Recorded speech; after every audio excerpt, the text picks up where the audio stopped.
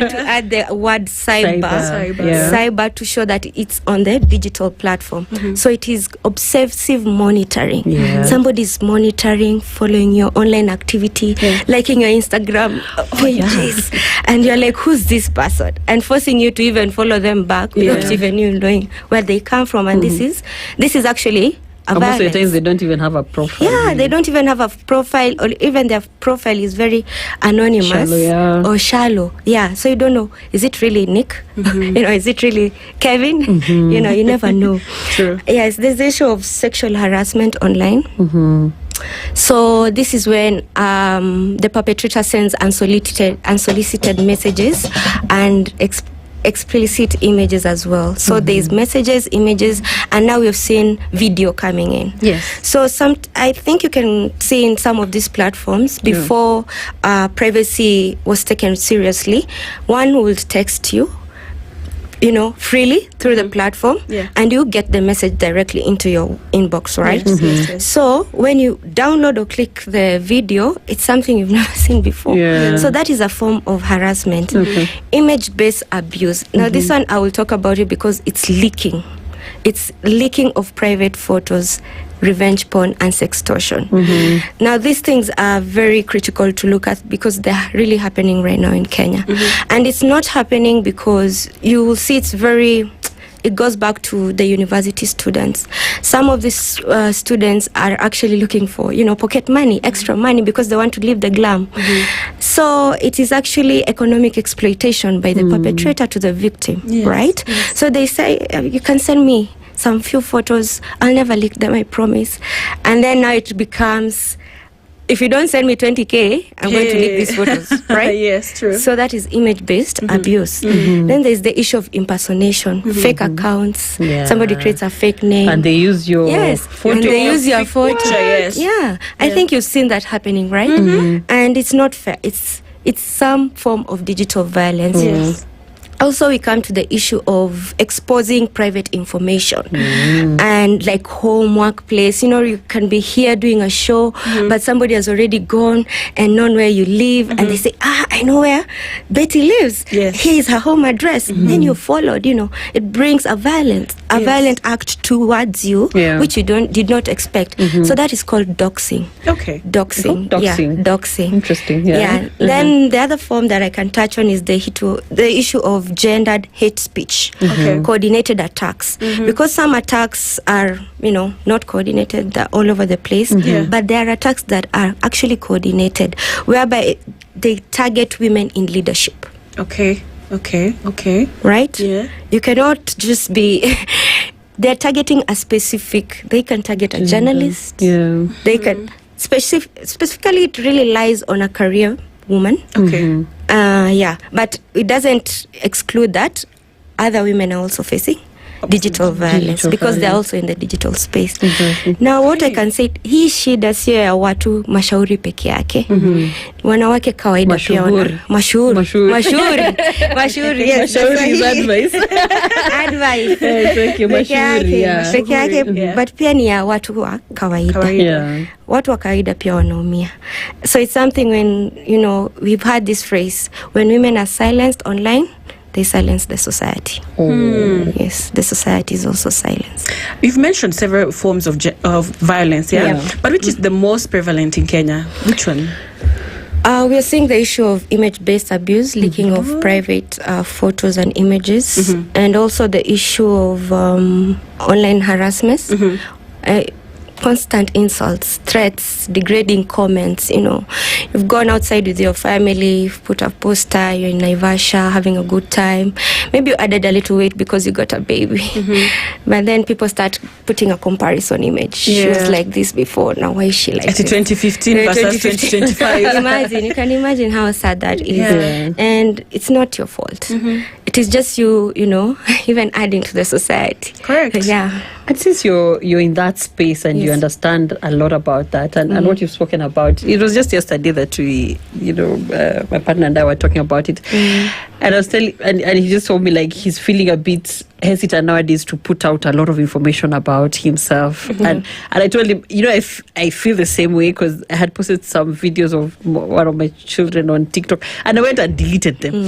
There's always that urge, like you're not so sure whether you really want to post personal information or not. How safe is the digital space really? Like you're saying, someone would just innocently post and post a photo of their child, but you forget, like, there's a school logo on their sweater.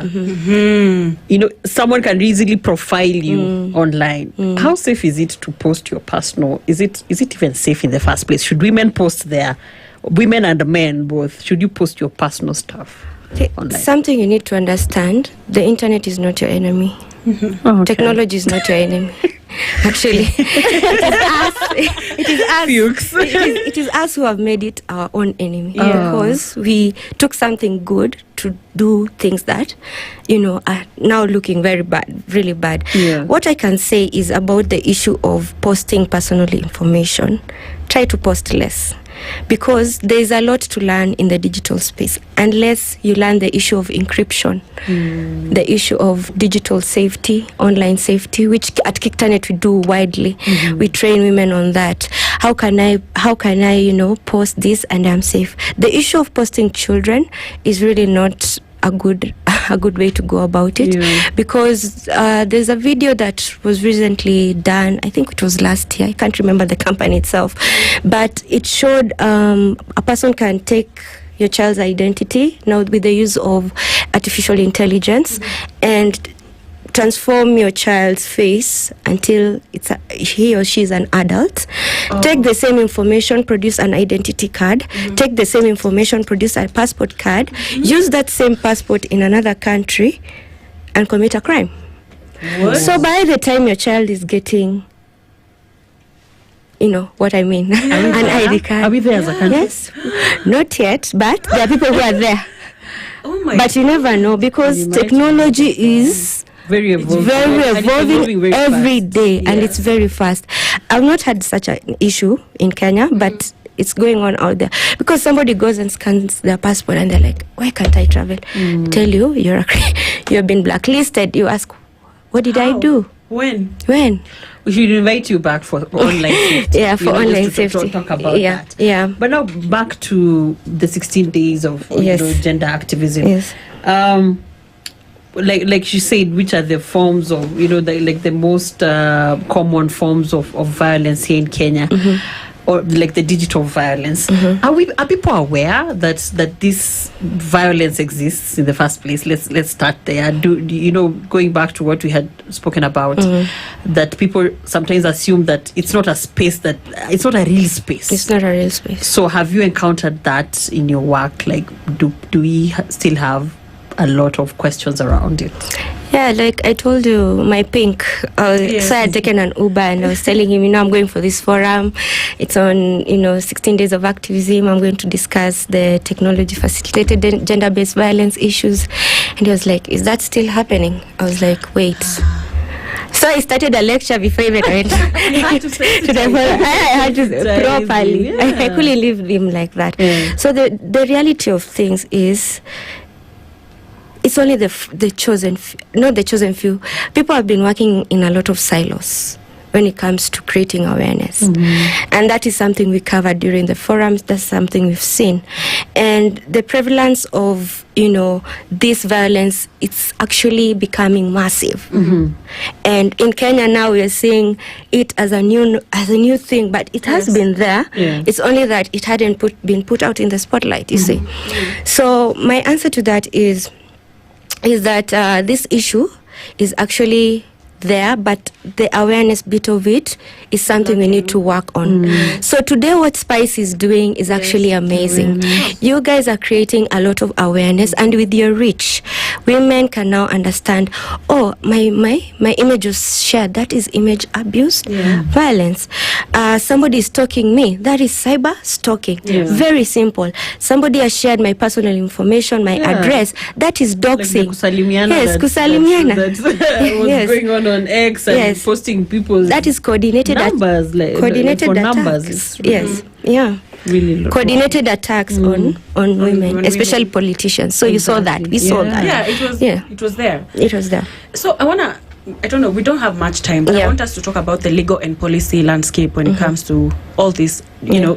So where are the gaps in policy enforcement or even awareness? How effective is Kenya's current law, such as there was the controversial Computer Misuse and Cybercrimes Act. How is it effective in addressing this violence that is on digital? Are survivors able to access justice when they report this online abuse? Like last week we were talking about GBV and women being beaten, and there was literally a story of a policewoman who could not even report her own GBV that was happening at home to the OCS. So how are we getting justice? The victims, are they okay? What are the biggest gaps here? So you've mentioned a very big topic on policy and law. Now, when it comes to policies, the policies are there. But now the exposure towards people accessing these policies, do they even know they exist? The laws are there. But now the laws have gaps as well. Because what happens in the Computer Misuse and Cybercrimes Act, it explains the law, yes, but now it doesn't really explain if you do this, what happens to this. It is not really clear if maybe I am cyber stalked, this perpetrator will be done this and this. So those are the things even as Kiktanet we've been trying to look into, working with government, working with multi-stakeholders from different forums to engage and come together and ask where do we even draw the line when it comes to these forms of violence. So the laws are there, and there are different avenues and different ways to get justice. Because in the forum also I was like, is there a policeman here? And they were like, no. And I'm like, okay, so you depend on a policeman to go and report to him a case, and he does not understand, and he does not understand how it works. So there's a lot of capacity building that needs to happen across all sectors, cross-border sectors. And I can mention a project that we did with the British High Commission on strengthening digital communities, and especially grassroots. We were able to train the police, but they came in numbers. I will not lie to you. In Busia and Mandera, they came in numbers, and they were really eager to learn, because they can receive a case and they're like, oh, this is a case, but they don't know how to do it. But so unapata police anakwambia enda home. It's not in there. And I'm really loving that we are headed there as a country. I think it was just like 2 or so weeks ago that the judiciary was also getting trained on cybercrime. That is really, really good. Because we need it as a country as it is. If you're already there, I mean, why not just have all the necessary all the asasi, tunazita asasi zote in Swahili. Like, why not have all the sectors trained on it? But and I'm glad you mentioned the lawyers, because we've done a report, and also we've produced something we call lexicons. So these are just words and phrases within a language, and we've done it in Ateso, Somali, Luya, Agikuyu, Luo, and Swahili. Just addressing these violences that are happening online. Because even how we text nowadays online, we don't text in pure English in Kenya, right? No, we don't. So even the algorithm of the platform cannot pick it up as a violence unless you report it. And that's why you see prevalence in repetition of violences, because we do not understand, the algorithm does not understand. So at Kiktanet, what we've been able to do, we have an OGBV tracker that is tracking these cases online anonymously, and people can access it through our platform. We also have a Swahili tip line. If given the chance, I can share the number during my closing remarks. So maybe before we get to the tail end, how does digital violence now spill over to physical danger? How would someone know, this is now going to get physical, like away from the online space? So we did a research in 2023 called Unmasking Trolls Online at Kiktanet, and we saw that what happens online goes offline, and what happens offline goes online. Because a simple example, you meet someone in town, gives you their number, you like each other, and then you share your photos, or he leaks them. That is something physical that went online. Then online, you go on these dating apps, you tell them, we need to meet. That is physical. So it's online going to physical. So it is very simple. It's not really a complex issue. And we saw that the perpetrators are not far from you. They are your family members, relatives, friends, people who know your norms. They're not far. Because what I don't know is I will not attack. Correct. Yeah? I can attack only what I know. Only what you know. What I know. Yeah. And I've been fed with. So it means that data is the new oil. Data is the new oil. Yeah. Your data is the new oil. So you should really be careful of even how you post, what you post online. It's a matter of you taking responsibility. So responsibility starts with me and starts with you. Yeah. What are some of the psychological effects that that victims of digital violence face? Psychological, economic. What are the effects really of digital violence? So apart from physical violence that we've addressed here, there's the issue of mental health, it's called vicarious psychology, whereby the victim now goes into depression after being cyberbullied, and especially if you're a prominent person, you're a mother, and then you go home and then your husband is like, what is that, what are you even talking about? I don't understand. Can you just even go and wash the dishes? The children are crying. The society is looking up to you, but you yourself, you're already broken. That becomes mental. Some women even become suicidal because they do not know how to address these issues. But now, with the internet and now us identifying these issues, we even train on psychological and mental health awareness. So it is important. Financial, I've talked about the economic extortion that is happening, sexual extortion of women. Even some women fall in love and they do send money. It's true. How many have sent money? I'm talking about it earlier. Smart how women are lured. So that is economic. You send someone money and then at the end of the day, it doesn't work. Neema, I'm going to give you literally have 50 seconds to tell us where to find you, because our time is over, but at least our followers can follow this conversation elsewhere. And so, Kickternet, of course, is doing about it. All right. So basically, you can find us at our website, Kickternet. And what we're doing about it is we are looking into the digital spaces, and we have stepped our foot down and said digital violence is real violence. And we are marking these 16 days of activism, and we are urging everyone to speak out, report abuse, use our OGB tracker, our Swahili tip line can be found on our website, and also support survivors with compassion, because we are each other's sisters, we are each other's brothers, and I did not just say it happens to women alone, but the prevalence is that women are targeted more because of digital literacy gaps, as we said, and double standards. So it's just a call to action for us to do. Absolutely. Swahili tip line. The Swahili tip line. Okay, I will share it with you, and then we can do it. All right. Check out the post on our social media pages so that you follow this conversation. This has been the masterclass of SpiceFM. Stay tuned.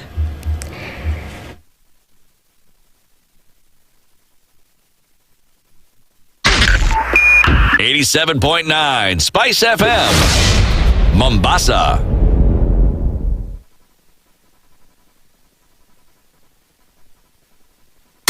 More of the classics and the hits you love. Promiscuous girl, wherever you are, I'm all alone. Spice.